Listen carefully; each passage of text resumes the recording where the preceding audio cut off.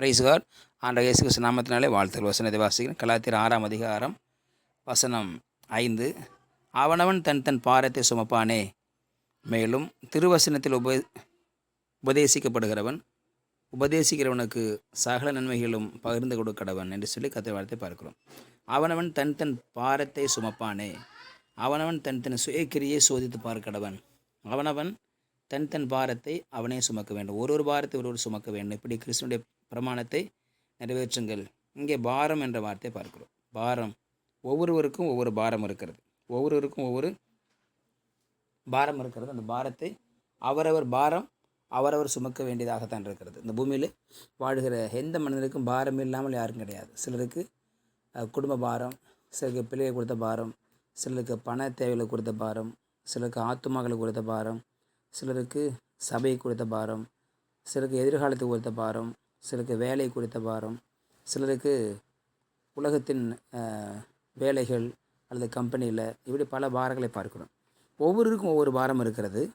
ஒவ்வொருவரும் அவனவன் தன் தன் பாரத்தை சுமப்பானே. முதலாவது, அவனவன் தன் தன் பாரத்தை சுமக்க ஆயத்தமாக இருக்க வேண்டும். ஒருவர் பாரத்தை இன்னொருத்தர் சுமப்பாங்க எதிர்பார்க்க முடியாது. முதலாவது, என் பாரம் எனக்குரியது, நான் சுமக்கணும் என்று அவன் நினைத்து கொள்ள வேண்டும். இரண்டாவதாக, கிறிஸ்து அந்த பாரத்தை சுமக்கிறார். கர்த்தர் மேல் உன் பாரத்தை வைத்துவிடு, அவருனை ஆதரிப்பார். கிறிஸ்து பாரத்தை சுமக்கிறவர். மூன்றாவதாக, ஒரு பாரத்தை ஒருவர் சுமக்க வேண்டும் என்று சொல்லப்படுது. 3 வகையான பாரத்தை சுமக்க வேண்டும் என்று பவுல் எழுதுகிறதை பார்க்கிறோம். ஒரு பாரத்தை ஒருவரே சுமக்கணும், ஒரு பாரத்தை கிறிஸ்து சுமப்பார், ஒரு பாரத்தை இன்னொருவர் சுமக்கணும். ஆகவே இந்த பூமியில் வாழுகிற ஒவ்வொரு மனிதனுக்கும் பாரம் என்பது தவிர்க்க முடியாதது. ஆக இந்த பாரத்தை சுமப்பதற்கு அவன் ஆயத்தமாக இருக்க வேண்டும். முதலாவதாக, தன் பாரத்தை தான் சுமக்க வேண்டும். சில பார்த்தா புலம்பிகிட்டே இருப்பாங்க, எனக்கு இந்த பிரச்சனை அந்த பிரச்சனை அந்த பிரச்சனைன்னு சொல்லி. போய் கேட்டு பாருங்கள், எல்லாருக்கும் பிரச்சனை இருக்கிறது. பிரச்சனை இல்லாத மனுஷன் கிடையவே கிடையாது. பாரம் இல்லாதவன் கிடையவே கிடையாது. உலகத்தில் மிகப்பெரிய கோடீஸ்வரர் அம்பானி, அவருக்கு 1008 பிரச்சனை இருக்குது. அவருக்கும் பிரச்சனை இல்லாமல் இல்லை. அவருக்கு பிரச்சனை இருக்கிறது, போராட்டம் இருக்கிறது, அவருக்கும் பாரம் இருக்கிறது. ஆகவே இந்த உலகத்தில் வாழ எந்த மனுஷனுக்கும் பாரம் என்றும் இருக்கிறது.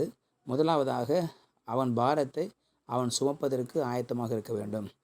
இரண்டாவதாக, கர்த்தர் மேலே பாரத்தை வைக்க வேண்டும். கர்த்தர் மேலே பாரத்தை வைக்கும் பொழுது அவர் ஆதரிப்பார்.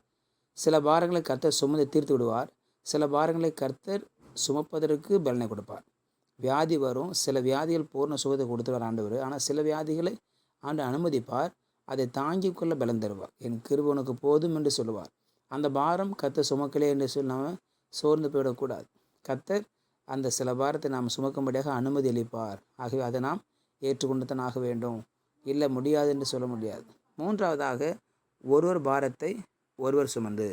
கிறிஸ்துவ வாழ்க்கையிலே நமக்கு இருக்கிற மிகப்பெரிய ஒரு ஆசீர்வாதம் என்ன சொன்னால், கிறிஸ்தவர்கள், தேவனுடைய ஊழியக்காரர்கள், தேவனுடைய பிள்ளைகள் ஒரு பாரத்தை ஒருவர் சுமக்க வேண்டும். ஒருவருடைய கஷ்டத்தை இன்னொருத்தங்க சுமக்க வேண்டும். ஒருத்தருக்கு வியாதி வந்து ஆஸ்பத்திரிக்கு கூப்பிட்டு போகணும், அதான் பாரத்தை சுமப்பது. அவரே ஏஞ்சி ஆஸ்பத்திரி போக முடியாது. ஒருத்தருக்கு பணம் இல்லைன்னு சொன்னால் நம்ம பணம் கொடுக்க ஆயத்தமாக இருக்க வேண்டும். ஒருத்தருக்கு ஃபீஸ் கட்ட பணம் இல்லை, நம்மளால் முடிந்த அளவுக்கு உதவி செய்ய வேண்டும். அவருடைய பாரத்தை நாம் சுமக்க வேண்டும். இதுவே கிறிஸ்துவின் பிரமாணமாக இருக்கிறது.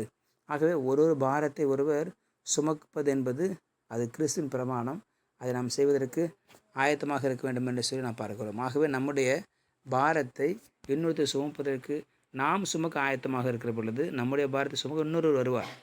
இன்னொருத்தங்க பாரத்தை நம்ம சுமக்க ஆயத்தமாக இருக்கணும். இன்னொரு பாரத்தை நாம் சுமக்க ஆயத்தமாக இருக்கிற பொழுது நம்முடைய பாரத்தையே நாம் பார்த்து கொண்டிருக்கூடாது. இன்னொரு பாரத்தை நாம் அவர் மேல் கரிசனை ஜெபிக்கிறது ஒரு பாரம். அது அவங்களுக்காக உதவி செய்கிற அந்த ஜெபத்தின் பாரத்தை நாம் பகிர்ந்து கொள்கிறோம். இரண்டாவது, கொடுக்கிற காரியம். கொடுக்கும் பொழுது அவங்க பாரம் நீங்குகிறது. அடுத்து, உதவி செய்வது, பாரம் நீங்குகிறது. வியாதிகளுக்கு ஆஸ்பத்திரி கூட்டு போவது, பாரம் நீங்குகிறது. இப்படி அவர்களுக்கு ஏற்பட்ட காரியம் நம்முடைய வாழ்க்கையில் ஏற்பட்டது போல் நம்ம என்ன பண்ணணும், அவங்களுடைய பாரத்தை நம்ம சுமக்க ஆயத்தமாக இருக்க வேண்டும். இதுதான் கிறிஸ்துவின் பிரமாணம் என்று சொல்லி பவுல் சொல்கிறார். ஆகவே நம்முடைய பாரத்தை இன்னொருத்தர் சுமக்க வேணும் நம்ம விரும்பணும்னு சொன்னால், கண்டிப்பாக நாம் இன்னொருத்தங்க போது நம்ம சுமந்தால் தான் நம்ம பாரத்தை இன்னொருத்தங்க சுமப்பதற்கு ஆண்டவர் ஆட்கள் ஏற்படுத்துவார். ஆகவே நாம் ஒரு பாரத்தையும் ஒருவர் சுமந்து நாம் கிறிஸ்துவின் பிரமாணத்தை நிறைவேற்றுவோம். முடிந்தளவுக்கு உதவி செய்வோம். முடிந்தளவு கத்திரிக்காய் ஓடுவோம். முடிந்தளவு நம் காரியங்களை கத்திரிக்கண்டு செய்வோம். கர்த்தர் நம்மையும் நம்முடைய குடும்பத்தையும் ஆசீர்வதித்து உயர்த்துவாராக. ஜெபிக்கலாம். பரிசுத்த நாளுக்கு ஸ்தோத்திரம் பண்ணுகிறோம். கேட்ட வார்த்தைக்கு நன்றி ஆண்டவரே. முதலாவதாக, எங்கள் பாரத்தை நாங்களே சுமக்க எங்களை பலந்தாரும். இரண்டாவது, எங்கள் பாரத்தை நீர் சுமக்க ஆயத்தமாக இருக்கிறீர். எங்கள் பாரத்தை சுமந்து கொள்ளுங்கப்பா. மூன்றாவதாக ஒரு பாரத்தை ஒரு சுமக்க வேண்டிய கிருபைகளை எங்களுக்கு தந்துள்ளும்படி ஆசிர்வதிக்கிறோம். நாங்கள் அனைவருடைய பாரத்தை சுமக்க எங்கள் பலனையும் கிருபைகளையும் தாரும் ஆண்டவரே. உங்களுடைய கருத்துவ பொருள் அப்படியே பொறுப்படுத்தலும் இயேசுவின் நாம ஜெபிக்கிறோம் நல்ல பிதாவே. ஆமேன் ஆமேன். You will be succeeded.